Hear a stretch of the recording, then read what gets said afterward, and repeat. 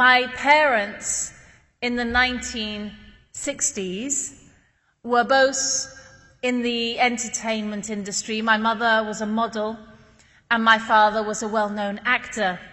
They were two of what you could call the beautiful people. But behind that beautiful exterior was a rather shoddy backstory that involved a lot of alcohol and a lot of drugs. Now, as a little girl of 5, I remember praying every night.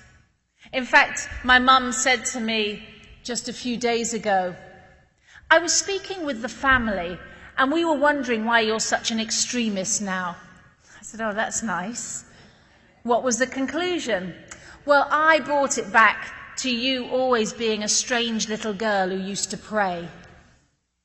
She's partly right. I'm not an extremist, inshallah, but I did used to pray.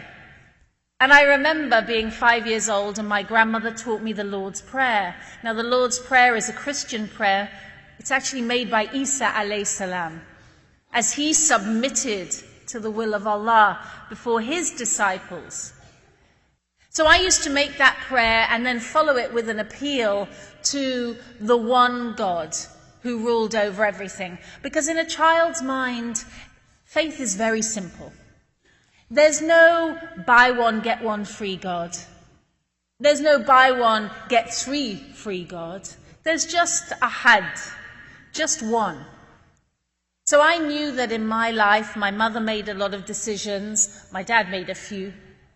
My grandfather made a few decisions. My grandmother made the most decisions. We were a matriarchal family. But above them all, who was running the outside world? Who was making the leaves grow on the trees? That wasn't my grandmother. Who was making the stars shine at night? Who was making the sun rise in the morning?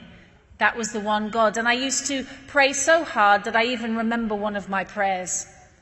And it was this: Dear God, please take my younger sister away. She's really horrible. But Allah is merciful, and she's with us today, alhamdulillah.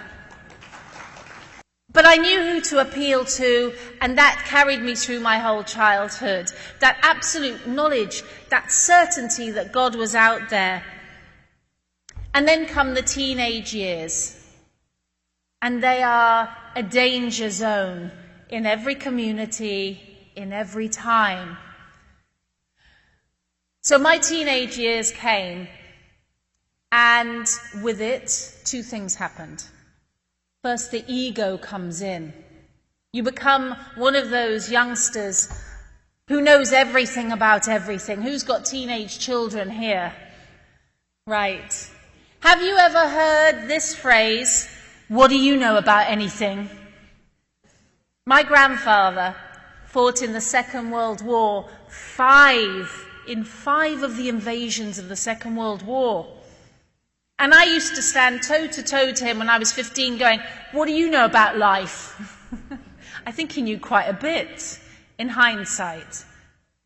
So the nafs come in, the ego comes in, and with that comes another catastrophe. Potentially the hormones come in.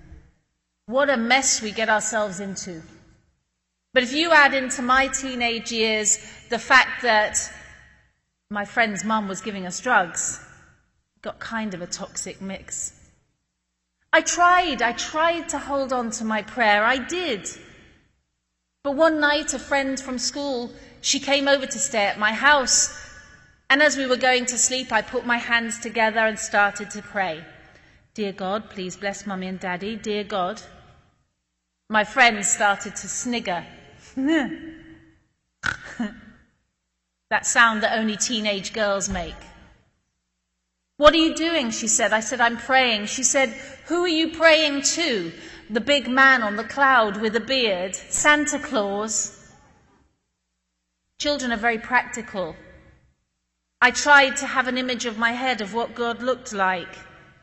If he was a man like my dad made mistakes. Did that mean God, the Father, could make mistakes? And actually, if God was on a cloud, why couldn't I see him on a rainy day?